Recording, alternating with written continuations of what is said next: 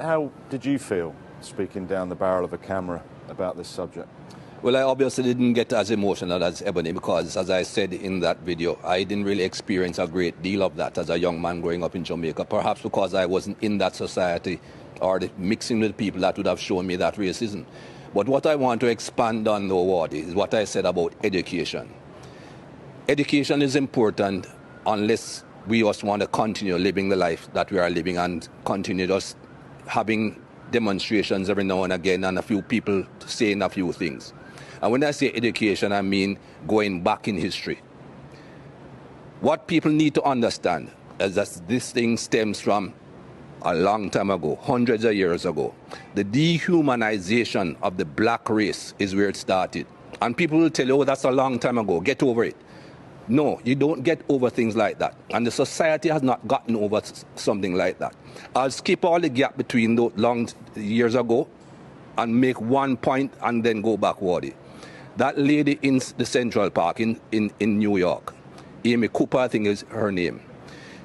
If she did not have in her DNA the thought process that she was white, this man is black, if I call a police officer, 9 times out of 10 he's going to be white, I'm going to be considered right immediately. The black guy will have to prove that he's not guilty, and by the time he proves that he's not guilty, he might be dead. She had that in her mind from day one. That is why she said and did what she did. How do you get rid of that in the society? By educating both sides, black and white. I hear people talking about brainwashing. I didn't quite understand as a young man what brainwashing meant. I now understand what brainwashing meant, what it means. We have been brainwashed, and not just black people. White people have been brainwashed in different ways. I go back many years. Think about religion. You and I are supposed to be Christians. I'm not really a very holy person, not a very religious person. But that's what we were taught. Look at Jesus Christ, the image that they give you of Jesus Christ. Pale skin, blonde hair, blue eyes. Where Jesus came from, who in that part of the world looks that way? But again, that's the brainwashing to show you this is what perfection is. This is what the image of perfection is. If you look at any plays of those days, Judas, who betrayed Jesus, he's a black man. Again, brainwashing people into think, oh, he's a black man. He's the bad man.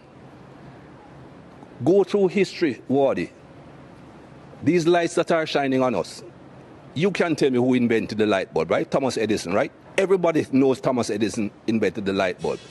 Thomas Edison invented a light bulb with a paper filament. It burnt out in no time at all.